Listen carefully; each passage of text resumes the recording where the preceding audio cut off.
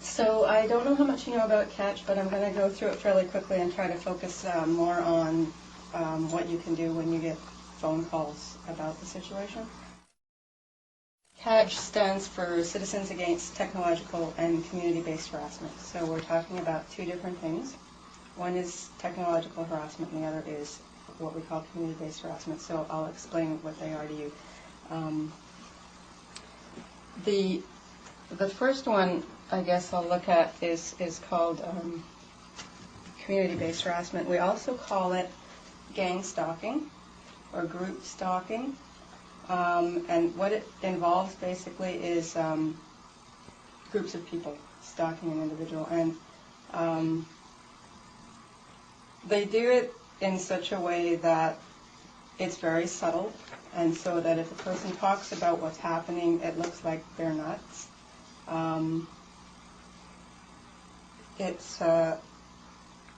It's basically, according to one man, private investigator in Florida named David Lawson.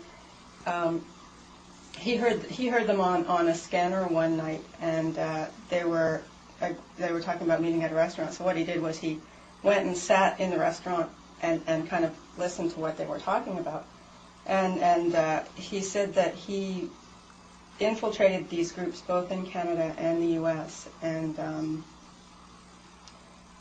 that the techniques that they use originated with the Ku Klux Klan. A lot of the harassment is psychological in nature, more than directly physical. So what happens is people can't really report a single incident because it doesn't sound like much. It's something that is based more on repetition and conditioning. So for example, let's say for several weeks in a row, every few days you found a dead animal on your front lawn. Not just once, but over and over and over again. And then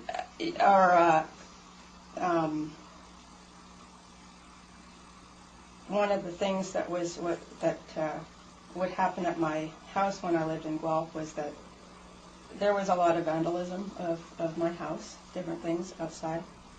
I didn't really think much of it at the time, but once I realized what was happening, it made things that hadn't make any sense to me suddenly made sense. And but you know, there were times when I wondered if I was losing it. You know, I thought maybe it's just, I know how a person's perception can be skewed sometimes, and you know, there were moments in time where I wondered if that was the situation. But what ended up happening was I got fed up one day, and I got a video camera. And the day that I got the video camera, I got some footage of what was going on that I completely didn't expect to get. Like it's the only thing that ended up validating the situation. I thought, oh, finally, you know, I can see that something really bizarre is going on, and I have it on tape and so on. So I'm going to leave some of them here, but it's only 5 minutes of footage on a DVD, but I've got some pictures.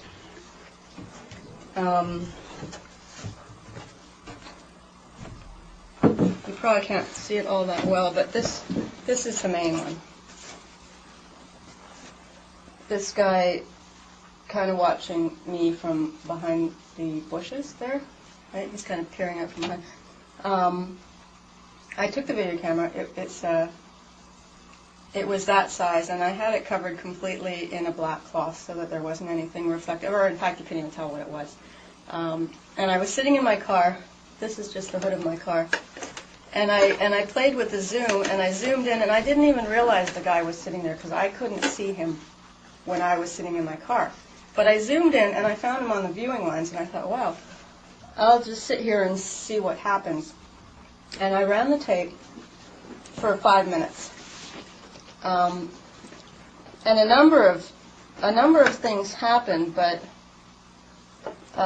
this guy would give a hand signal. He would either he would either point at something or he would go like this, right? He'd like shrug his shoulders. And then either someone would come up on a bike or come up walking up, or a car would come up. And so the first thing that happened was these ladies walked up, and I don't know what happened. They turned around and looked in my direction. And then this lady actually pointed at me, but there's absolutely no way from where they were that they could. I'm just sitting in my parked car, right? I'm not doing anything. And then this white car came along. He gave a signal. White car came by with a missing hubcap. And then I didn't realize this because I couldn't tell from sitting there, but after I reviewed the video, I realized that the white car came back a second time, and then the white car came by a third time, like all within 5 minutes.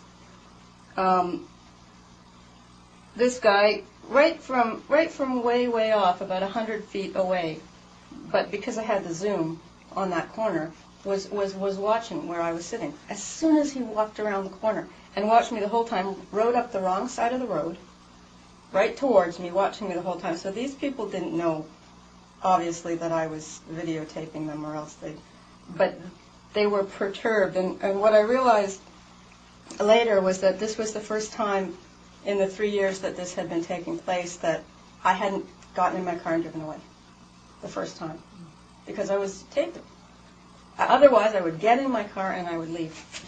Now, these people do all kinds of things, and I can't even begin to kind of summarize what happens to different people, but in different areas there may be different tactics that are used. The point is to let the person who's being stalked know in one way or another. Once they know, they can do pretty much anything, and the person knows they're there. They're hyper aware all the time when they go out of this kind of thing. And so sometimes incidents will happen that have nothing to do with these people. But the person who it's happening to is so sensitized to the situation that everything looks like it's this, right? And I know that I struggle constantly with saying to myself, you don't know for sure, you can't know for sure. Certainly in this case, it was pretty clear what was happening. But in other cases, you don't know. So part of this is to undermine a person psychologically, and not only that, but they call someone, they tell their family, the family immediately wants to commit them because they say, well, groups of people are stalking, and it looks like paranoia. So it's pretty effective, actually. People get so stressed by the situation that they lose their jobs, and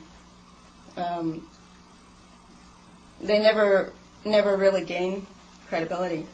What's the point behind that? Why would they do that? Is there a reason? Did you find out why they were stalking you?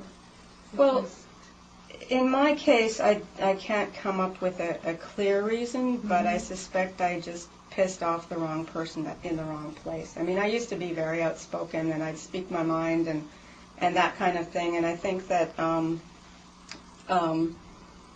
I was told by a number of people that grew up in Guelph, that Guelph is a mafia town and yada, yada, yada. So I don't know if there's a connection there, but it started there.